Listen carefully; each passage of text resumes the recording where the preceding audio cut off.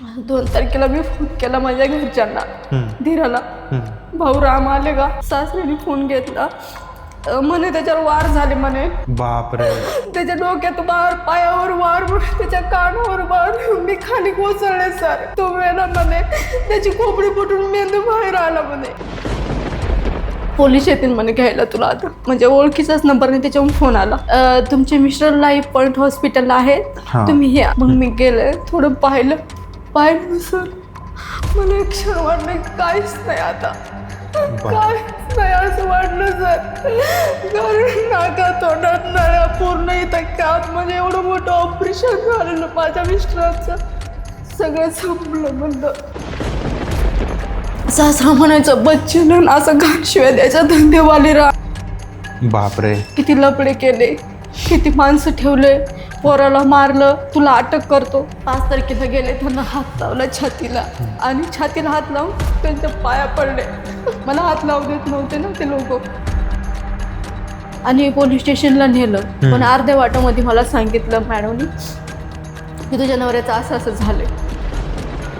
मला धक्काच बसला ना सर. काय सुचत नव्हतं मला, काय म्हणजे काय सुचत नव्हतं. मी म्हणायची ज्याला वाचवण्यासाठी एवढे दिवस मी घालत होते, आज तेच मला सोडून गेलो, मी काय करणार ना. नमस्कार मंडळी, द लाईफ स्टोरी पॉडकास्टमध्ये तुमचं स्वागत आहे. मी तुमचा मित्र विशाल, आणि या चॅनलवरती तुम्ही नवीन असाल तर प्लीज चॅनलला सबस्क्राईब करा. तर चला भेटूयात आपल्या आजच्या नवीन पाहुण्यांना, त्यांचे अनुभव ऐकून घेऊयात. तर नमस्कार मॅम. नमस्कार सर. कशा आहात? छान आहे. काय नाव आपलं? माझं नाव सरोजा श्रीराम गुगळे. अच्छा. बरेच टेन्शनमध्ये दिसत आहे. हो सर. हां, बरं. काय करता आपण? मी आता सध्या टेलरिंग काम करते. बरं. हां, माझे मिस्टर वारल्यामुळं मी इकडे आता पुण्यामध्ये राहते. पहिले मिस्टरांबरोबर राहत होते. बरं. हां. ओके. तर काय अनुभव शेअर करायचे आहेत मॅम आपल्याला? मला माझ्या लाईफमध्ये जे काय घडलेलं आहे तर ते शेअर करायचं आहे. नक्कीच मॅम. हां, तर काय गोष्ट आहे आणि कसे एक्सपिरियन्सेस घडत गेलेले आहेत? माझं लग्न झालं होतं 2010मध्ये. बरं. लव्ह मॅरेज होती माझी. मी आणि माझे मिस्टर एकत्र एका कंपनीमध्ये काम करत होतो.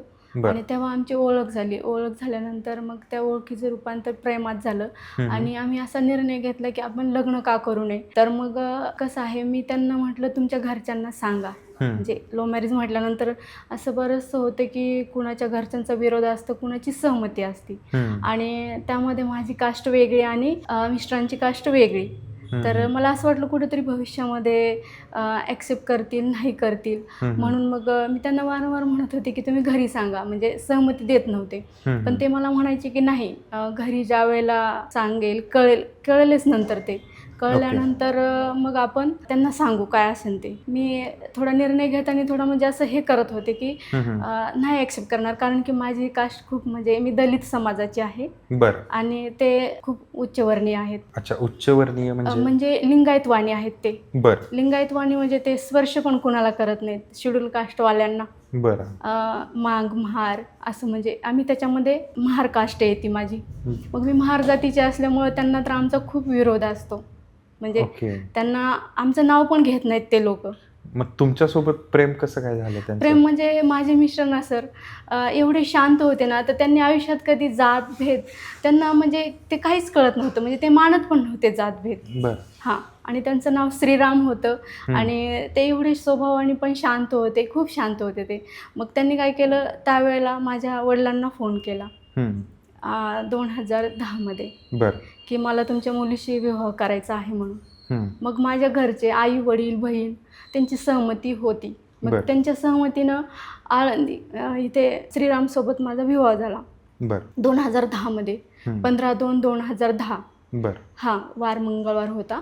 आणि विवाह झाल्यानंतर मग मला माहिती होतं की त्यांच्या घरचे ॲक्सेप्ट करणार नाहीत, आणि ते म्हटले की आपण 6 महिन्यानंतर सगळं सांगू घरच्यांना. मग घरचे त्यावेळेला काही बोलणार नाहीयेत. मग आम्ही लग्न केल्या लगेच बीडला निघून गेलो. बीडला निघून गेल्याच्या नंतर मग तिथे आम्ही राहायला लागलो. मग घरचे कसं तर ते दोघंच भाऊ आहेत. बरं. दोघं भाऊ असल्यामुळं काय झालं की त्यांच्या वडिलांचा त्यांच्यामध्ये जीव होता थोडा, तर शांत स्वभावाचे होते ना ते. तर मग त्यांना फोन केला की तू कुठे आहेस. मग त्यांनी काय केलं, वडिलांना सांगितलं की भाऊ मी लग्न केलेलं आहे आणि मी बीडमध्ये आहे. तर ते मग थोडंसं म्हणजे त्यांना राग आला ना की कुठल्या मुलीशी केलं, काय केलं, असं तसं नाही.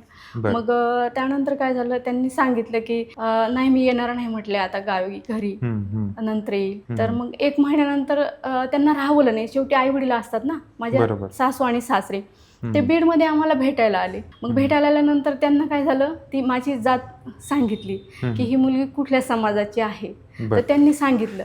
वडिलांना फोन केला, त्यावेळेला लँडलाईन होते, एवढे काय जास्त फोन कोणाकडे नव्हते त्यावेळेला. मग वडील माझ्या ना, म्हणजे आमची घरची परिस्थिती खूप गरीब आहे आई वडिलांची. तर वडील एका ठिकाणी साईडवरती वॉचमन म्हणून होते आणि त्यांचाच लँडलाईन नंबर होता, तो कॉइन बॉक्स सारखा असायचा.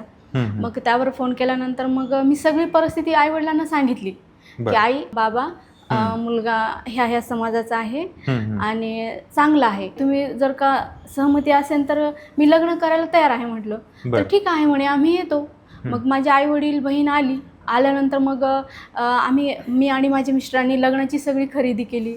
शालू, मणी मंगळसूत्र वगैरे नाही का, ओढणी, ते सगळं खरेदी केलं. मेहंदी वगैरे लावली त्यांनी, मी. आणि मग आई म्हटली तुझं असं अचानक लग्न ठरलं, हळद नाही काय नाही म्हणली. मग आळंदीला जी नदी आहे ना गंगा, तर तिथे मला हळद लावली आईने. म्हणजे त्या गंगेवरती 5-6 बायका, जे एक गाडी भरून होते माझ्या लग्नाला, स्कॉर्पिओ. तर तेवढी गाडी भरून जेवढ्या महिला होत्या ना, त्यांनी हळद लावली मला त्या गंगेवरती. पण आईला थोडंसं वाईट वाटलं कुठेशी तरी की माझ्या मुलीचं असं अचानक लग्न आणि तिला इथे हळद लावतो आम्ही. आणि हळद लावली, लगेच लग्न मंडपात तिथे नेलं त्या ह्याच्यामध्ये, कार्यालयामध्ये. आणि तिथं मग विधिविधप्रमाणे जसं हिंदू रीतिरिवाजाप्रमाणे माझं तिथं लग्न लागलं. आई वडिलांनी जेवढे लोक होते तेवढ्यांना साड्या, त्या लेडीजला. आणि माझ्या मिस्टरांना, आमच्या कास्टमध्ये सर व्हाईट कलरचा ड्रेस असतो नवरदेवाला. तर माझ्या आई वडिलांनी काय केलं, नवरदेवाला व्हाईट कलरचा ड्रेस आणला. पण मी ह्यांच्यामध्ये थोडा असल्यामुळे मग मी व्हाईट कलरची नाही साडी घेतली, मी शालू घेतला. माझ्या मिस्टरांनी मला शालू घेतला. तर पण त्यांचा स्वभाव एवढा शांत होता ना, ते मला म्हणाले की बाबांनी आणि आईने आणलाय ना, तर तेच ड्रेस मी घालतो लग्नाच्या वेळेला. आणि त्यांनी तेच ड्रेस घातला. मग लग्न वगैरे लागलं आणि संध्याकाळ झाली आम्हाला लग्न लागल्याच्या नंतर. आणि त्या पिरियडमध्ये काय झालं, ती गाडी आम्हाला सोडून निघून गेली, जी गाडी आम्ही केली होती ती. मग त्यावेळेला आम्ही जे वराड होतं थोडंफार 5-7 लेडीज वगैरे, आणि आम्ही शिवाजीनगरला आलो मग बसनी.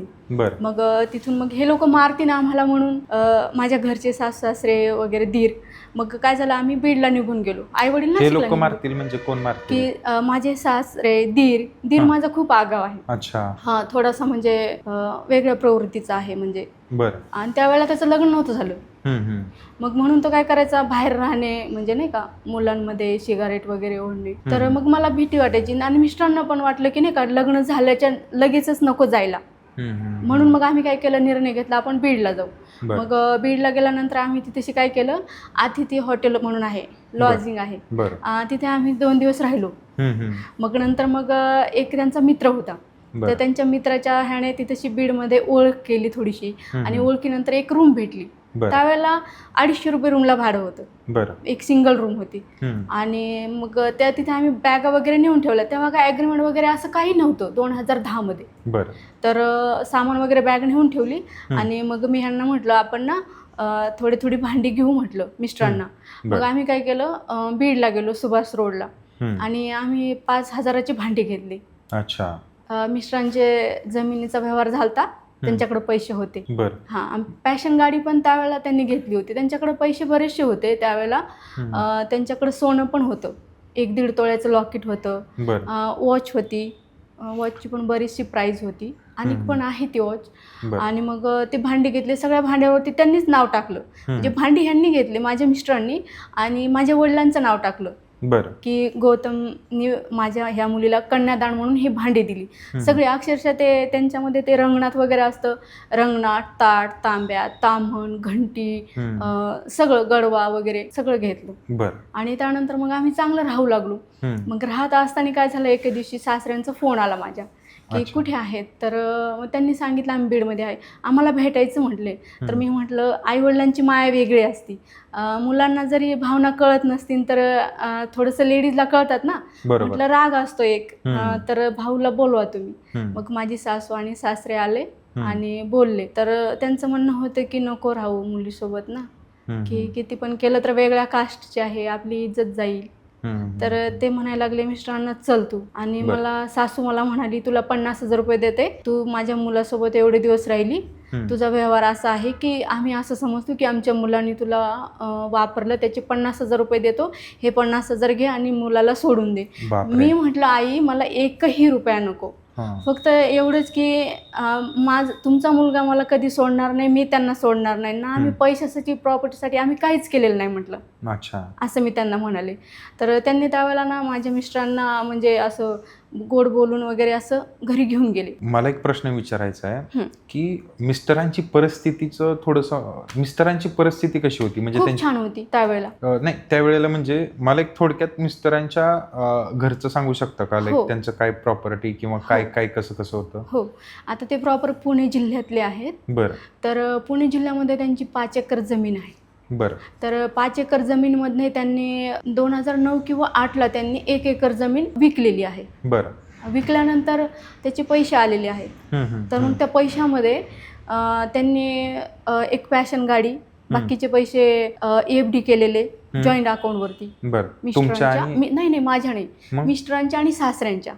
मला ह्या प्रॉपर्टीला 1 रुपया आतापर्यंत पण नाही मिळाला ह्या 15 वर्षामध्ये पण. बरं. हां, फक्त जेव्हा लग्न झाले ना तेव्हा त्यांनी भांडी घेतली ते 5,000ची आणि काय असेल ते 1 महिना आम्ही घरी बसून खाल्लो, नंतर ते जॉबला जायला लागले. बरं ठीक आहे. मग त्यांची किती प्रॉपर्टी होती किंवा काय आहे? हां, तर त्यांची 5 एकर प्रॉपर्टी होती का, त्यामधून त्यांनी म्हणजे मिस्टरांनी मला असं सांगितलं 5 एकर प्रॉपर्टी होती, तर त्याच्यामधून 1 एकर आम्ही विकली बिल्डरांना. मग बिल्डरांना विकल्यानंतर त्याच्या आम्हाला ते टोकन भेटत राहिले. फर्स्ट टाइम जरा टोकन देतात थोडंसं, नंतर मग खरेदी खत होतं. मग खरेदी खत झाल्यानंतर काय झालं सर, त्यांना खूप सारे पैसे भेटले, सगळेच पैसे भेटले. पण काय झालं, आधी त्यांची परिस्थिती खूप गरीब, खूप नाजूक होती. आईला पण कामाला जावं लागायचं, मिस्टर पण 3,000 रुपयामध्ये कामाला जात होते. अच्छा. हा, आणि वडिलांना कसं त्यांना व्यसन होतं थोडंसं, म्हणजे त्यांच्या की आता ते नाही आहेत हयात, पण थोडंसं म्हणजे ठीक आहे व्यसन होतं त्याच्यात. तर त्यामुळे त्यांनी पैसा वगैरे त्याच्यामध्ये घातला माहिती नाही, पण मिस्टर असं म्हणायचे. तर त्यातून पण थोडेफार पैसे राहिल्यानंतर मग थोडे दिवस गेले. 2011ला काय केलं, माझ्या मिस्टरांना त्यांनी झायलो पिकअप घेऊन दिलं की तुम्ही बाहेर राहता ना, बाहेर राहा ठीक आहे, त्या पोरीला घेऊन आमच्या गावी येऊ नको. जर यायचं असेल तर नदीच्या साईडला आम्ही एक छोटीशी झोपडी बांधून देतो, त्या झोपडीमध्ये तू आणि त्या मुलीने राहायचं. त्या मुलीचं आम्हाला पाणीही नको, म्हणजे त्या मुलीचं आम्हाला सावली पण नको त्या मुलीची. असं म्हणजे माझ्या धीरांचं त्यांचं म्हणणं होतं. हा, तर मग माझे मिस्टर काय म्हणायचे की असं शक्य नाही ना की मी हिला सोडून दुसरं लग्न करणं, हिला गावाच्या बाहेर ठेवणं, ती कुठेशी तरी चुकीचं आहे, नको भाऊ मी इकडेच राहतो. ती 5 एकर जी जागा होती ती पुण्यामध्ये कुठे आहे? ते आता ती आता मुळशी तालुक्यामध्ये आहे. मुळशी तालुक्यात? हो. बरं, ओके. अच्छा ठीक आहे. मुळशी तालुक्यात ते तुम्हाला भेटली? बरं. हो, म्हणजे ती तशी जी जागा आहे ना, आता ती जी राहिली आहे ना सिम्बॉयसिसच्या साईडला. अच्छा, ती किती? सिम्बॉयसिसच्या साईडची? हां, ती प्रॉपर्टी आहे लवळे गावामध्ये. बरं. हां, मी ते आतापर्यंत पाहिलेली नाही, कारण की त्या गावामध्ये मी कधी गेलेलीच नाही. कधी गेलेली मी माझ्या मिस्टरांची डेथ झाल्यानंतर ज्यावेळेला मृत्यूचा दाखला मला हवा होता त्यावेळेला ग्रामपंचायतीला गेलेली, पण मला काही तिथं भेटलेलं नाही. म्हणजे ते मी सांगेल पण तुम्हाला का नाही भेटला. आपण आता इथं होतो की जी ती प्रॉपर्टी आहे, तर ती जी आहे प्रॉपर्टी ती लवळे गावामध्ये आहे आणि ती मला वाटतं 4 एकर का 3.5 एकर असं काहीतरी आहे. बरं. तर त्या प्रॉपर्टीचा आता वाद कसा चालू आहे की माझे सासरे पण डेथ झाले 9/12/2025ला. तर ते काय म्हणायला लागले की तिला गावाच्या बाहेर ठेव आणि तू दुसरं लग्न कर, कारण आम्हाला पण भाकरी घालायला पाहिजे ना, सासू दीर वगैरे नाही का, तुझ्या भावाचं लग्न होणार नाही. जर असं समजलं ही मुलगी दलित समाजाची आहे, महार समाजाची आहे, तर मग तुझ्या भावाला बायको कोण देणार? आपण तर चांगलं आहे आपलं सगळं, त्या मुलीची लायकी पण नाही तुझ्यासोबत राहायची, म्हणे भिकाऱ्याची मुलगी आहे. पण माझ्या मिस्टरांना असं प्रेम केल्यानंतर त्यात काही नसतं नाही का, गरीब श्रीमंत. तर ते म्हणले नको भाऊ आम्ही इकडेच राहतो. त्याच्या म्हणजे भावाला त्यांना. हम्म. तर ठीक आहे म्हटले. मग त्यांना काय वाटलं की हा मुलगा हिचा काय नाद सोडत नाही. बरं. मग आपण काय करू, ह्याला साधन म्हणून एक झायलो पिकअप त्यांनी घेऊन दिला आम्हाला 2011 मध्ये. बरं. 11 मध्ये घेऊन दिल्याच्या नंतर मग त्यांना काय म्हटले की झायलो पिकअप घेतल्यानंतर तरी ना तो इकडे राहीन बाबा कदाचित. मग ते इकडे आले. ते मग आल्याच्या नंतर मग इथे राहू लागले. मला वाटते 4 महिने किंवा 6 महिने राहिले असतील ते आईवडिलांबरोबर त्यांच्या. बरं. तर मग राहिल्यानंतर मग परत आले ते तिकडे, गाडी वगैरे शिकले, गाडी घेऊन आले डायरेक्ट. मग ट्रान्सपोर्टला गाडी लावली बीडमध्ये, बरं, जालना रोडला. मग तिथे गाडी लावल्यानंतर तिथं ते चांगलं काम करायला लागले, म्हणजे पोटापुरतं काम करायला लागले. तिकडे काय असा एवढा धंदा पाणी नाहीये. बरोबर. 500, 700, 1000 रुपये खूप झाले. असं पुण्यासारखं तिकडे काही साधन नाही कमवून खाण्याचं. बरोबर. तर मग ठीक आहे ना म्हटलं, पोटापुरतं भेटते. आणि सासरे खूप छान त्यावेळेला वागायला लागले होते घरचे, नाही का, की जाऊ द्या ठीक आहे, आता केलं तर केलं, आता काय बोलणार ना. तर मग असं म्हणल्यानंतर मग हे काय करायचे, काम करायचे, घरी यायचे. त्यावेळेला रूमला पण एवढं काय भाडं नव्हतं. पण मग ह्यांना व्यसन लागलं मग. अच्छा. हां, थोडं दारूचं. बरं. हां, तर दारूचं त्याच्या अगोदर प्यायचे का?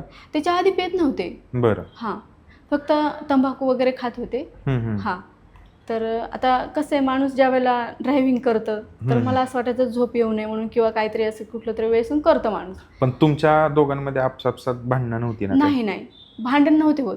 भांडण तसं तर थोडं घर म्हटल्यानंतर थोडंसं होतच, पण असं नाही की नाही का की टोकाचं कधीच नाही. बरं. पण काय झालं माहितीये का, हे सगळं झाल्यानंतर ज्यावेळेला आम्ही बीडमध्ये राहायला लागलो, मग त्यावेळेला परत एक ह्यांचा प्रॉपर्टीचा व्यवहार व्हायला लागला. कोणता? आता समजा हे झालं ना, आम्ही बीडमध्ये राहायला होतो ना, तर त्यावेळेला काय झालं, बीडमध्ये राहायला असताना 2018 मध्ये 2017 मध्ये ते इकडे आले, जॉब करत होते शोरूमला, हुंडाई शोरूमला. बरं. आणि गाडी तिथेच ठेवली. मग जॉब करत असताना मग सासरे काय म्हटले की तुला म्हणजे जेवणाची सोय नाही होत, तू काय कर, तिला घेऊन ये. बरं. मग माझे मिस्टर मला 2018 मध्ये तिथे घ्यायला आले. पण मला कशी भीती वाटत होती की मी जर येऊ तिकडे तर हे मला मारतील लोक. अच्छा. की एक मनात भीतीच माझ्या ना, मला मारतील किंवा ह्यांना मारतील. म्हणजे थोडंसं आता इकडचा थोडा भाग थोडा वेगळा आहे. तर मग मला अशी खूप भीती वाटायची. मी त्यांना काय म्हटलं, तुम्ही जा, सेटल व्हा, नाही का, आणि जर न्यायचंच असेल मला तर तुमच्या घरी न्या, बाहेर रेंटनी नका ठेवू म्हटलं मला तुम्ही. बरोबर. की मला असं कुठेतरी वाटायचं की ह्यांनी मला म्हणावं सून, वहिनी. म्हणजे मी एवढी अपेक्षेने, अक्षरशः असं मला वाटायचं की ह्यांनी मला वहिनी म्हणावं, ही आमची सून म्हणावं, असं मला वाटायचं. हां, पण त्याच्या मधल्या काळामध्ये एक वेळाला आम्हाला देव करायचे होते. म्हणजे त्यांच्यामध्ये जे देव असतात, सोनारी, खंडारी, खंडोबा, तुळजापूर, पंढरपूर, हे करायचं होतं आम्हाला. तर आम्ही आलेलो घरी, माझे सासरे होते त्यावेळेला. आणि सासऱ्यांनी काय केलं माझ्या, की जे असतं ना मापटं, आपण ओलांडून आतमध्ये घेतो नवरीला.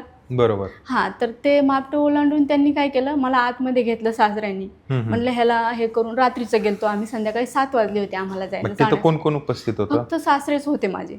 अच्छा, बाकी कुणीच नव्हतं? आणि माझा दीर आणि माझी सासू बाहेर राहत होते रूम करून. बरं. हां, त्यांचं पण थोडंसं म्हणजे पटत नसल्यामुळं. अच्छा, म्हणजे सगळं कुटुंबच विस्तृत होतं. हां. तर सासरे घरी एकटे असल्यामुळे मग मी आणि माझे मिस्टर गेलो घरी. तर त्यांचा जीव होता माझ्या मिस्टरांमध्ये. तर मग त्यांनी मापटं ओलांडून आतमध्ये घेतलं, चहा पाणी केलं, असं म्हणजे नाही का. आणि मग चहा पाणी घेतल्यानंतर मग दीर आला ना, त्याला कळालं, सासऱ्यांनी सांगितलं की हे आले म्हणून, रामेची बायको आली. तर असं समजल्यानंतर मग काय झालं, ते काय म्हटलं, माझं लग्न पण नाही झालं म्हणे, आणि त्याला कसं काय घरात घेतलं, तिला कसं काय घरात घेतलं, तो म्हणजे शिव्या वगैरे द्यायला लागल्या. तर मग मी जरा घाबरलेच ना, इथे तर आपलं कोण नाही, मारायला जर लागले तर मग मी म्हटलं काय करायचं आता ना, मिस्टरांना म्हटलं. मग असं म्हटल्यानंतर मग मिस्टर मला म्हटले की काय नाही, भाऊ आहेत ना.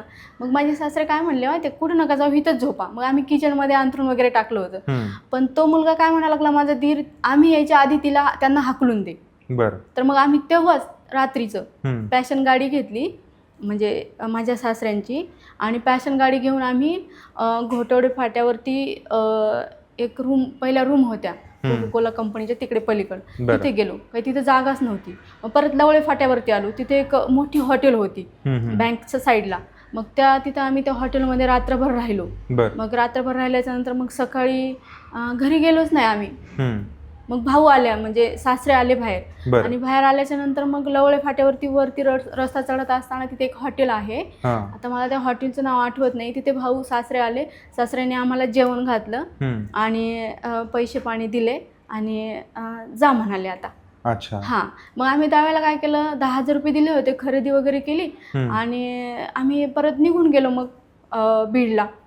मग बीडला निघून गेल्याच्या नंतर मग परत आम्हाला देवाचं दर्शन करायला यायचं होतं, पण त्यावेळेला सगळे होते आमच्याबरोबर, जेवढे माझे तिथे बीडमध्ये राहायला होते ना, मैत्रिणी म्हणजे घरमालकीन वगैरे, आम्ही याचे 6-7 जण होतो. मग डायरेक्ट आम्ही काय केलं, तिकडूनच हे केलं, एक मोठी 4 व्हीलर होती, त्या 4 व्हीलरचं नाव क्लोजर होती, तर ती गाडी केली आणि आम्ही भाऊंना सांगितलं सासऱ्यांना की आम्ही येतोय. त्यावेळेला पण भाऊ एकटेच राहिला होते. तर मग आम्ही घरी गेलो. घरी गेल्याच्या नंतर मग आंघोळी वगैरे केल्या सगळ्यांनी. माझ्या सासऱ्यांनी पाणी वगैरे तापून दिलं शेगडीवरती, गॅसवरती, कारण आम्ही 6-7 जण होतो. आणि मग आंघोळी वगैरे केल्या. मग माझ्या सोबतचे जे होते ते म्हणायला लागले की भाऊ तुम्ही पण चला ना, तर ते म्हणले की नाही मला पायाच्या आणि चालता नाही येत, तुम्ही जा. त्यावेळेला त्यांनी पैसे वगैरे दिले आम्हाला आणि त्यानंतर मग आम्ही काय घरी गेलोच नाही. मग त्या पोराने काय माहिती माझ्या दिराला असं वाटलं असेल की आता हे राहायलाच येतात का काय, माझं तर असं म्हणजे असं वाटलं असेल ना त्याला. मग त्यानंतर मग काय आम्ही परत नाही आलो घरी. मग त्यावेळेला सासरेच कधीतरी भेटायला यायचे बीडमध्ये. तर मग ते आल्याच्या नंतर मग एक कार्यक्रम होता माझ्याकडे देवावरून आल्यानंतर. ते कार्यक्रम केला त्यावेळेला सासरे आले होते. ते कार्यक्रम झाल्याच्या नंतर मग असं ठरलं की पुण्याला शिफ्ट व्हायचं. किती दिवस असं राहणार ना बाहेर. मग हे म्हटले चल पुण्याला. मी म्हटलं नको. पण त्यांनी मला खूप जबरदस्ती केली, तू चल चल म्हणून. मग मला असं वाटलं नाही का नवऱ्याचं ऐकावं लागेल ना, तर ठीक आहे म्हटलं आपण जाऊ. मग आम्ही आलो 2018 मध्ये पुण्याला. पुण्यामध्ये आल्याच्या नंतर 2018 मध्ये सगळं चांगलं चाललं. घरून राशन द्यायचे सासरे वगैरे. मग असं करता करता एक दिवशी घरी पण आले ते 2019ला. आणि मग 19 नंतर मग कोरोनाच आला 20ला. 20ला कोरोना आला तर मग त्यावेळेला थोडंसं म्हणजे सगळं बंद झालं ना, काम वगैरे हे ते. आणि मग 2019ला आमच्याकडे जी झायलो होती तर ती 2019ला माझ्या दिराने घेऊन टाकली. अच्छा. हां. आणि मग त्यावेळेला ह्यांना शोरूममध्ये जॉब करावा लागला. 9,000 रुपये 8,000 रुपये असा पगार होता. पण मी त्यांना म्हणायचे की तुम्ही गाडी पण चालू शकता ना, तर नाही म्हणायचे ते. त्या माझ्या भावाने घेतली. त्यांनी तो गाडी घेऊन विकून पण टाकली परस्पर. बापरे. आणि ह्यांना दुसऱ्यांकडे ड्रायव्हिंग करण्यासाठी ठेवलं. काय एवढा तिरस्कार करायचे ते? त्यांना फक्त एवढाच तिरस्कार होता की ह्या मुलीला सोडून दे. अच्छा. बाकी काय नाही. बाकी काहीच नाही. ह्या मुलीला सोडून दे. ते म्हणायचे मी सोडत नाही. मग ते अक्षरशः एवढं त्यांना त्रास देत होते ना मानसिक. मग 2020ला कोरोनानंतर मग कोरोना आल्याच्या नंतर मग ते काम पण थोडंसं हेच झालं ना. तर मग मला खूप वाईट वाटायचं की आपण इथं राहतो, 7,000 रुपये फ्लॅटला भरतो, तर आपण घरी जर असतो तर भाडं नसतं भरावं लागलं, आपण आपल्या माणसात राहिलो असतो. आणि सर माझ्या 15 वर्षाच्या लाईफमध्ये मी माहेराला कधीच नाही का असं 2-3 रात्र राहिले. माझ्या नवऱ्याला सोडून मी जास्तीत जास्त एकच रात्र राहत होते, ते पण त्यांना म्हणजे असं कधीच सोडून नाही राहिले. हां. तर मग त्यानंतर मग 2021ला हे असं झाल्यानंतर कोरोनाचं वगैरे मग आम्हाला खूप वाईट वाटत होतं. तर मग हे घरी जायचे त्यावेळेला, घरी जात होते. तर मग काय झालं त्याच वेळेला घरचे काय म्हणायला लागले की तुला मुलं का नाही होत, नाही का, मुलं नाही होत, असं नाही होत. तर सारखं त्यांना त्रास द्यायचे. मग ते म्हणजे एवढं डिप्रेशनमध्ये गेलं ना, ते जास्त दारू प्यायला लागले. मग खूप दारू प्यायला लागले. मग 21 झालं, 22 झालं, 23 झालं. मग ह्यांचं एक स्वप्न होतं की त्या पोरांनी गाडी घेतली, मला गाडी घ्यायची म्हणायची. सारखं म्हणायचे मला गाडीच घ्यायची. मग माझं काही सोनं होतं 2-2.5 तोळे. ते सोनं मी बँकमध्ये ठेवलं आणि त्यांना गाडी घेण्यासाठी पैसे आणले. एक जणाकडे पैसे भरले ते कंपनीकडे. त्या कंपनीने एक आम्हीच दाखवलं माझ्या मिस्टरांना की तुम्हाला 50-60 हजार रुपये मंथली भेटेन, तुम्ही आमच्याकडेच गाडी लावू शकता, आम्ही तुम्हाला गाडी देतो म्हणून. आणि तिथे पैसे भरल्याच्या नंतर मग तो माणूस फ्रॉड पळून गेल्याच्या नंतर मग काय झालं, मिस्टर आणि डिप्रेशनमध्ये गेले. मग डिप्रेशनमध्ये गेल्याच्या नंतर मग मी म्हटलं जाऊ द्या, भेटते ना आज न उद्या. त्या पैशाची पण केस चालू आहे आणि कंप्लेंट केलेली आहे.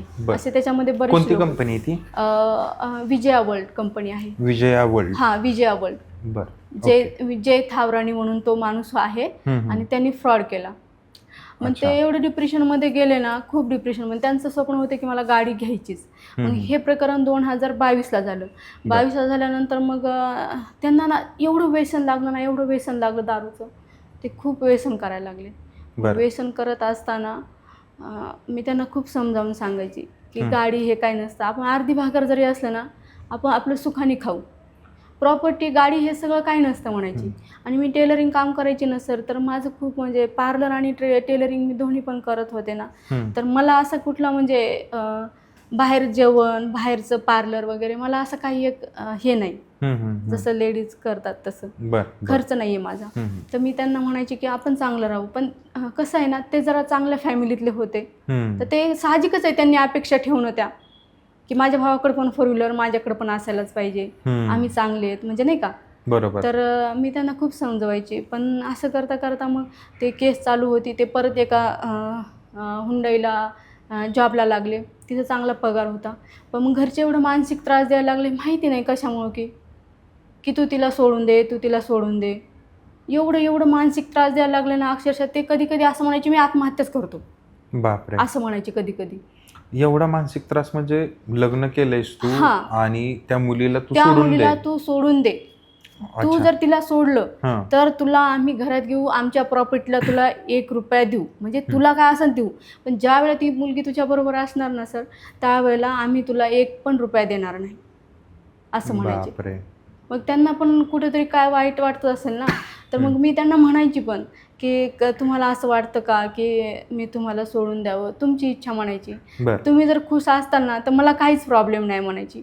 तुम्ही खूप चांगल्या घरातले आहात, मी कुठे पण कमावून खाईन, म्हणजे मी कुंकासाठी तुमच्यासोबत राहते म्हणायची. मला खूप हाऊस होती की आता नवरा जर दारू पिता असं म्हणून आपण त्यांना नाही सोडू शकत. एखादं वाईट वळण असतं ना. मग आपली संस्कृती ती नाही आहे ना सर, की माझ्या आईना पण त्रास होता. मिस्टर म्हणजे त्यांचे आई बाबा पेत होते, माझे बाबा, तुमचे वडील. आईचे मिस्टर माझे बाबा पेत होते. पण तिने जर सोडा असायचा संसारच झाला नसता. बरोबर. मग हा माणूस जर माझे मिस्टर जर पेतो म्हणून एवढ्या कारणा म्हणून जर मी सोडला असतं आणि परत दुसरा नवरा केला असता तर तो कशावरून पेला नसता. बरोबर. मग म्हणून मी त्यांना खूप सुधारवण्याचा प्रयत्न करत होते. ते मध्यंतरी म्हणले मी सोडून पण देतो. मग ठीक आहे म्हटलं. मग 2024ला त्यांच्या प्रॉपर्टीचं काहीतरी चाललं होतं. अच्छा. त्यांची कापूरहोळला जमीन होती मामांची. किती ती मला सांगता नाही येणार. ओके. तर ते फक्त म्हणायचे की आई म्हणते तुला 25 लाख देतो. अच्छा. त्यांची आई तुला 25 लाख देते, तुला काय करायचं ते कर, असं म्हणायची. तर मी बंगला बांधणार आहे, मी गाडी घेणार आहे असं म्हणायचे. आणि सर जेवढं कमवत होते ना सर, ते भाड्यामध्ये आणि याच्यामध्येच जायचं ना. कारण ड्रायव्हिंग आणि ह्याच्यामुळे येणारच किती पैसे. आणि ते व्यसन करायचे ना सर, म्हणून त्यांना ना म्हणजे मग त्यांना असं वाटायचं की मी व्यसन केलं ना मला थोडं त्रास कमी होईल, मग ते व्यसन करायचे. मग 2024ला सर मी पाहिलं त्यांच्या भावाचा मेसेज वाचला मी की मामाची शेती भेटणार आहे, आपल्याला सही करायला जायचं आहे म्हणून. मला न सांगता गेले हे. त्यांना वाटलं हिला सांगितलं तर जाऊ देणार नाही कदाचित. आणि त्यांच्या हिश्श्याला किती आले माहीत नाही. त्या लोकांनी 3 लाख दिले, चेक दिले 3 1 लाखाचे. आणि सांगितलं की त्या पोरीला पैसे दे आणि सोडून दे. अच्छा. तिच्याकडे जाऊ नको, तू आमच्याकडेच राहा म्हणले. आणि 2 अडीच 3 महिन्यानं सर ते घरी गेले. मग माझे मिस्टर मला म्हणायला लागले की मी तिकडे आलो ना माझं खूप नुकसान होईल आता, कारण मला जे पैसे देणार आहेत ना 12 लाख रुपये, हे लोक मला देणारच नाहीत असं म्हणायचे. बापरे. मग मला असं वाटायचं नाही का की डिप्रेशनमध्ये आहेत ते. कुठंतरी मला पण कसं तरी वाटायचं की एवढे पैसेवाले असून प्रत्येक ह्यांना त्यांना भावना मारावं लागतात म्हणून. मी चटणी भाकर खाईन, मी खूप गरीब घराण्यातली सर. मी अक्षरशः आम्ही शेतामध्ये झोपलेलो आहे, झोपडीत राहिलेलो आहे. आम्ही आमच्या आईबाबाची म्हणजे परिस्थिती खूप गरीब आहे, पण ते खूप चांगल्या घराण्यातले होते ना. आणि मग तसं झाल्याच्या नंतर मग त्यांना पैसे भेटले आणि ते 3 महिन्यानंतर आले मग परत घरी. मी म्हटलं कुठं होतात, तर सांगितलं नाही त्यांनी. मग मी भाऊला फोन केला, माझ्या सासऱ्यांना धीराला फोन केला की एवढे दिवस नव्हते. अरे परत गेला का म्हणले, हा तिथे काच गेला म्हणले. माझ्याकडे पूर्ण पुरावा आहे सर तो की हा तिच्यापाशी का गेला परत. बापरे. एवढे घाणघाण शिव्या द्यायला लागले, त्या शिव्या पण आहेत माझ्याकडे, की त्या मुलीला यांनी सोडून द्यायचं, तिच्याकडे जायचंच नाही, हा तिच्याकडे परत का गेला, कुठल्या माणसाने नेऊन घातलं, असं तसं. आणि मग 2024 गेलं कसं तरी, 6-7 महिने गेले. तर गेल्याच्या नंतर मग 2025ला 2025ला मग ते पैसे मागायचे सारखं. त्यांच्या डोक्यावर परिणाम झाला. घरी येत नव्हते 10-10, 12-12 वाजेपर्यंत. मी फोन करायची, घरी या म्हणायचे नाही का, येतो म्हणायचे. मी घरी फोन केला होता, म्हणायचे आपल्याला देवाला जायचंय. ते म्हणायचे त्यांचं कोणतं तरी कुलदैवत होतं सोनारी खंडारीचे, तिथं कालभैरवनाथ. ते म्हणायचे तू चल ना तिथं, जोडीनं आपण जाऊ. पण ते काय करायचे, त्यांच्या भावाला पैसे मागायचे. तुझ्याकडे माझे पैसे आहेत ना म्हणायचे, 12 लाख रुपये, तू फक्त 20,000 रुपये दे म्हणायचे मला. ते भाऊ काय म्हणायचा, तू फाशी घे, मी देत नाही म्हणायचा. आणि मग काय झालं सर, ते असं म्हणायचं ना, ते खूप रडायचे माझे मिस्टर, खूप रडायचे. 10-20 हजारासाठी त्यांना एवढं लाच म्हणजे देतच नव्हते ते. आणि मग त्यांना काय वाटायचं, माझे 12 लाख रुपये आहेत ना, तर मी दुसऱ्याकडे का ड्युटी करावी, एवढे पैसे असून पण. आणि मग मला माहिती नव्हतं नेमके किती पैसे आहेत ते, हे मला सांगायचे 12 लाख रुपये आहेत त्यांच्याकडे माझे म्हणून. तर त्यांना असं वाटायचं मी का जॉब करावा ना दुसरीकडं, असं वाटायचं त्यांना. तर मी म्हणायचे त्यांना, खूप समजावून सांगायचे, रात्र समजावून सांगायचे, पैसे सर्वस्व नसतात, की आपण 2 जण आहेत ना, आपण भीक मागून खाऊ. तुम्ही काय करा, नाशिकला चला, आपण नाशिकला जाऊन राहू म्हणायचे. तुम्ही काम नका करू म्हणायचे, मी घरामध्ये बसून तुम्हाला जगवते. कारण मी 2 जर ब्लाऊज शिवले म्हणलं तर म्हणायचे 1000 रुपये येतात. आणि पार्लरचं एखादं जर का कस्टमर केलं, फेशियल केलं तर 500-700 रुपये येतात. खूप समजावून सांगायचे मी. तर ते माहित नाही त्यांना काय झालं होतं. मग असं करता करता 2025ला तर 16 तारखेला असं खूप बोलले, खूप रडले. आणि 16 तारखेला उभं राहिले, आले कामावरून आणि उभं राहिल्यानंतर म्हणलं का उभं राहिला आता, असं म्हणलं तुम्ही. भांडण वगैरे कधी होतच नव्हतं सर, ते बोलतच नव्हते ना, शांत स्वभाव, भांडण होण्याचा प्रश्न येतच नव्हता. ते माणूस एवढा शांत होता ना, मी तर म्हणून त्याच्यात कुठलंच म्हणजे असं आपण चूक काढूच शकत नाही. की उभं राहिले तर का उभं राहिले, काय नको विचारू. म्हणजे शांत माणसाला भरपूर लोक भरपूर त्रास देतात. तर मग कारण तो शांत आहे, काय बोलत नाही. शांत सर, मी तुम्हाला सांगू नाही शकत. कधी कधी मला असं वाटतं आता की म्हणजे आपण नाही का, मी तरी एखादा शब्द बोलायचे त्यांना की तुम्ही जर सही करायला गेला नसतात ना तर त्यांना पण नसते पैसे भेटले, मी असं म्हणायची त्यांना. तर मग एवढ्या डिप्रेशनमध्ये गेले. 2025ला जानेवारी महिन्यामध्ये 21 तारखेला गेलो, घरी जातो म्हणले. तर मी म्हटलं ठीक आहे. मी आंघोळीला गेले आणि ते निघून गेले. 8:30 वाजले सकाळी. मी म्हटलं गेले असे. संध्याकाळी फोन केला, म्हणले मी ऑर्डर मारतो. आणि सर ते झोमॅटो हे मारायचे. बापरे, एवढा पैसा असून सर 20-20 रुपयासाठी मी एवढं रडायची सर, अक्षरशः. माझ्याकडे आतापर्यंत फोटो होते, आम्ही शिळे तुकडे असं खायचो. बापरे. ते पण कांदा भाकर, असं चटणी, कांदा मसाला आणि भाकर. आणि म्हणायचे बघ ना, मी आज ना इन्स्टाला टाकलंय, की इन्स्टा तर माझं नाहीये, मी सोशल मीडियावर नाहीच आहे सर. ते म्हणायचे किती लाईक आले बघ ना, मी व्हॉट्सअपला ठेवलं काहीतरी. मी म्हणते आपल्या कष्टाची भाकरी आपण कुणाला लुबाडत नाही ना म्हणायची. आणि आजकाल असं आहे म्हणायची, तुम्ही जर 1 रुपया जर घेतला ना तर ते प्रारब्ध आपल्या लेकरांना का कुठं ना कुठं तर ते फेड येतच असतं, असं म्हणायची मी त्यांना. बरोबर. तर मग 2000 गेल्यानंतर 21ला म्हणजे 21 तारखेला 2025ला जानेवारी महिन्यामध्ये ते 2-4 दिवस आलेच नाही. 24 तारखेला मग त्यांनी फोन केला, म्हणजे मीच फोन केला. म्हटलं का नाही आलात, तर ते म्हटलं येतो म्हटल्यानंतर मग मला काय वाटलं की असं का करतात म्हणून नाही का, मी 2-4 दिवस फोन नाही केला. मग 31 तारखेला मी रोज बघायची त्यांना ऑनलाईन आहेत का, कारण ते खूप डिप्रेशनमध्ये सर ते वेडे झाले होते, वेडे. बापरे. कारण की ते अंगावर जर घेतलं ना सर, तोंडावरच काढतच नव्हते. मी स्वतः त्यांचं मरण यातना माझ्या डोळ्यांनी मी बघायची पण सांगू शकत नव्हते. पोलीस स्टेशनला जर गेले ना सर तर हे लोक मला अटकवतील म्हणून मी पोलीस स्टेशनला पण जात नव्हते. बापरे. कारण यंत्रणा यांच्या बाजूनी सगळी. मग 31 तारखेला मी पाहिलं ऑनलाईन होते म्हटलं आहे. मग काय झालं सकाळी ऑनलाईन दिसत फेसबुकला पण दिसत. मग दिसतच नव्हतं तर मी म्हटलं माहिती नाही खूप फोन करायला लागले. माझी एक मैत्रीण आहे बीडची तिला म्हटलं फोन कर ना यांना. जेवण केलं नाही मी 31 तारखेपासून 1 तारखेपर्यंत मनामध्येच गुद मारायची की खूप डिप्रेशनमध्ये आहेत. घरचे तर त्रास देत मी कुणाला सांगू ना. मी पोलिसांमध्ये जाऊ तर माझ्यावर उलटी कंप्लेंट करतील कारण की ते म्हणायचे येईल आम्ही आतमध्ये टाकू म्हणून. कारण त्रासच म्हणजे एवढा मानसिक त्रास. तर मग काय झालं त्यांचं 31 तारखेलाच काय झालं माहिती नाही. 1 तारीख गेली. 2 तारखेला मी फोन केला माझ्या घरच्यांना धीराला. भाऊ राम आले का कारण तिकडे जायचे ना ते पैसे आणायसाठी. अच्छा. राम आले का म्हणलं की सासऱ्याने फोन कट केला. परत फोन केला. सासऱ्याने फोन घेतला म्हणे त्याच्यावर वार झाले म्हणे. बापरे. त्याच्या डोक्यात वार पायावर वार म्हणे त्याच्या कानावर वार. मी खाली कोसळले सर. तो वेळेला म्हणे त्याची खोपडी फुटून मेंदू बाहेर आला म्हणे. बापरे. आणि घरात कुणीच नाही मी एकटीच. मी खाली कोसळले कुणाला सांगणार ना म्हणलं मी आत्महत्या करेन. माझे मिस्टर कुठे मला दाखव फक्त बोलू द्या. पोलीस येतील म्हणे घ्यायला तुला आता. तुला आतमध्ये टाकू म्हणे. मग असं म्हणल्याच्या नंतर मग म्हणलं आता काय करू ना. मी चालायला लागले. कुठे आहेत म्हटलं. मी चालायला लागले वाटत माझ्या मलाच काय सुधरेल.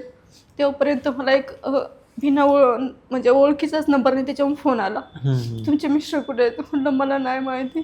तर म्हणे त्यांनी माझी चौकशी केली थोडी. तर मग मी म्हटलं मला नाही माहिती हो म्हटलं कारण की 31 तारखेला ते ऑनलाईन दिसत होते.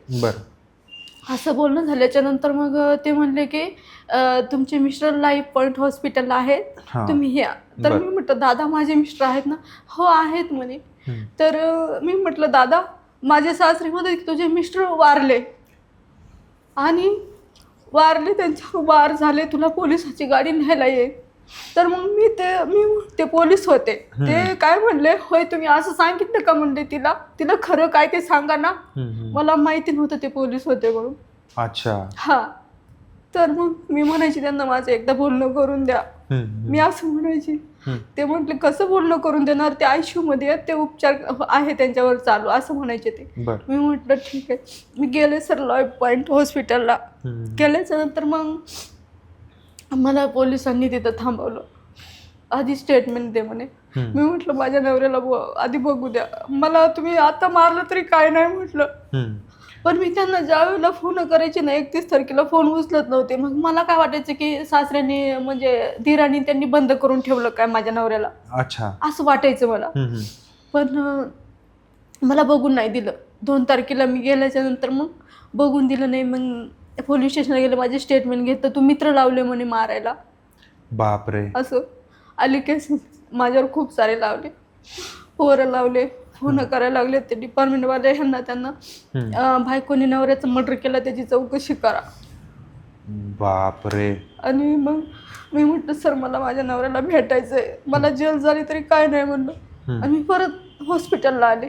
हॉस्पिटलला आल्याच्या नंतर मग सासू होती जा म्हणे तुझा दीर आणि ते शिव्या देतील. म्हटलं आई मला एकदा बघू द्या माझ्या नवऱ्याला. नाही म्हणे ICU मध्ये 4 तास ऑपरेशन चाललं म्हणे त्यांचं.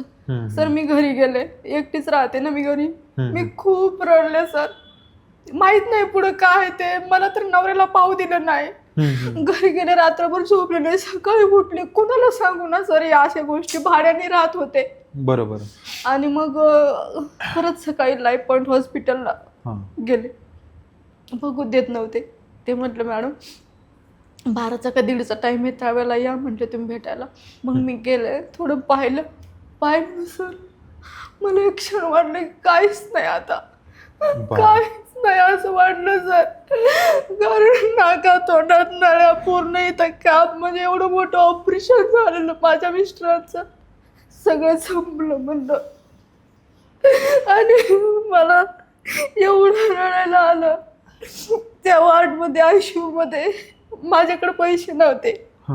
मी काहीच करू शकत नव्हते त्यावेळेला. आणि मी माझ्या नवऱ्याला म्हणायची, सोन्या तू दारू सोडली असती तर. सासरा म्हणायचं, बच्चन असं घाण शिवाय द्यायचा, धंदेवाली राहणे तू. बापरे. किती लपडे केले, किती माणसं ठेवले, पोराला मारलं, तुला अटक करतो असं म्हणायचं. त्याच्या भिनं मी बघायला जात नव्हते. परत मी म्हणलं, हे म्हणते की हिनेच मारला, आली नाही. परत दुसऱ्या दिवशी पण गेले. 5 तारखेपर्यंत जात राहिले. मग 5 तारखेला खूप शिव्या दिला सासऱ्यांनी, म्हणजे भेटूच देत नव्हते. की मी म्हटलं असं पण तसं पण शिव्या द्यायला पण म्हणजे मला असं वाटलं होतं त्यांना, म्हणजे ते व्हेंटिलेटरवरती ते ठेवलं होतं ना. मी कुणाला पण विचारायचे, ते हॉस्पिटल आहे ना, तर तिथं जर विलाज चालू असेल तर तिथं बरं होतील ना माझे मिस्टर. म्हणजे लहानपासून मोठ्यापर्यंत मी विचारायचे, बापरे, की माझे मिस्टर बरे होतील ना. अशी वेड्यासारखी वेडी माझी माया. आणि 1 तारखेपासून ते 7 तारखेपर्यंत बिलकुल अन्न नव्हतं खाल्लं सर मी. बापरे. हा. आणि मग 5 तारखेला गेले, त्यांना हात लावला छातीला, आणि छातीला हात लावून त्यांच्या पाया पडले. मला हात लावू देत नव्हते ना ते लोक. आणि ते सासरा शिव्या द्यायचा, म्हणायचा कॅमेरे चालू करायच्यावरती, ही मारायला आली माझ्या मुलाला. तो दीर पण शिव्या द्यायचा. तर मग मी 6 तारखेला गेलेच नाही. मला पिरियड्स आले. पिरियड्स आल्यानंतर म्हटलं, म्हणजे मला थोडा त्रास होता तर मी गेलेच नाही. तर 7 तारखेला काय झालं, सकाळी 7 तारखेला सकाळी 7:30 वाजता मला एक फोन आला. तर कुठे राहता म्हणे. मी म्हटलं इथं राहते मी. तर म्हणे ठीक आहे आम्ही येतो म्हणे. मोठी गाडी आहे म्हणे आमची, पोलिसांची गाडी होती. हां. म्हणे, मी म्हटलं मी रोडवर येते सर. 7 वाजले होते, झोप तर नव्हती, पण मग 7 वाजले होते तर मग कसं जरा माणसाचा अवतार थोडं रात्र होती ना, वेड्यासारखाच असतो. तर गेले मी त्यांना रोडवर घ्यायला, या ना म्हणलं मी इथं राहते. त्यांना आणलं मी घरी, म्हणजे नाही का. तर डायरेक्ट आतमध्ये आले ना मॅडम, API मॅडम आतमध्ये आले. अच्छा. मला सुचलं ना नेमकं काय झालंय ते. उचल म्हणे. तर मला ना म्हणजे ब्लडनी सगळे कपडे भरले होते माझे. बापरे. तर मॅडम म्हणलं कपडे चेंज कर. मी कपडे चेंज केले, पण त्यांच्या पायावर डोकं ठेवून खूप रडायला लागले. मला कुणी नाही मॅडम, तुम्हीच यातून बाहेर काढा असं मी म्हटलं त्यांना. आणि माझी एक वकील होती, त्यांना मी लगेच फोन केला की मला असं न्यायला आली पोलिसाची गाडी, 2-3 पोलीस आणि एक लेडीज API. ती म्हणली चल, म्हणली चहा वाटलंच तर पी. नको म्हणलं. काय झालं मला काहीच माहित नव्हतं. ते पोलिसाची गाडी तुम्हाला घ्यायला, म्हणजे तुमच्यावरती आरोप लावले होते, केस केली होती तुमच्यावर? केस वगैरे काहीच नाही माझ्यावरती. केस नाही, नोटीस नाही, FIR नाही, काहीच नाही. मग तरी पण तुमच्यावरती कसं काय पोलीस तुम्हाला घ्यायला आले? माहिती नाही मला सर, कारण माझं शिक्षण एवढं नाही सर. मला कायद्यात ज्ञान नव्हतं त्यावेळेला. मला पोलीस म्हणलं ना सर, एवढी भीती वाटायची ना, मी खूप घाबरायचे पोलीस म्हणलं की. मग ते घरी आले तरी पण मी एवढी घाबरले सर, मला असं थरथर व्हायला लागलं. आणि पोलीस स्टेशनला नेलं, पण अर्ध्या वाटामध्ये मला सांगितलं मॅडमनी की तुझ्या नवऱ्याचं असं झालंय. मला धक्काच बसला ना सर. काही सुचत नव्हतं मला, काय म्हणजे काही सुचत नव्हतं. मी म्हणायची ज्याला वाचवण्यासाठी एवढे दिवस मी घालत होते, आज तेच मला सोडून गेलं, मी काय करणार ना. बापरे. काय करू म्हणायची मी. पण ते असं म्हणायचं का, ते म्हणायचे का की रोड ऍक्सिडेंट झालाय की नेमकं काय झालंय? काहीच नाही म्हणायचे. तिथं पहिले ते पोलीसवाले मला इन्व्हेस्टिगेशन साठी तिथं मी पहिल्यांदा गेलते ना, ते म्हणायचे मर्डर केला, आणून टाकलं, झाकून टाकलं, मारून टाकलं. मला काहीच माहिती नव्हतं. सासरे म्हणायचे ह्यांनी काल माझ्याकडून 10,000 रुपये आणले. आणि सगळं दिराणीच पाहिलं सगळं. अच्छा. त्यांनाच फोन गेले, त्यांना नेलं हॉस्पिटलमध्ये, त्यांनीच नेलं. मग माहिती नाही ह्यांचं काय होतं काय नाही, काहीच माहिती नाही. म्हणजे तुम्हाला ह्याची कुठलीच कल्पना नाही की बाबा? पण त्यांच्या जखमा तुम्ही बघितल्यात? मी पाहिलं, त्यांना कॅप लावली होती, त्यांचं म्हणजे बॅक साईडचं मेंदूचं ऑपरेशन झालं म्हणत होत्या.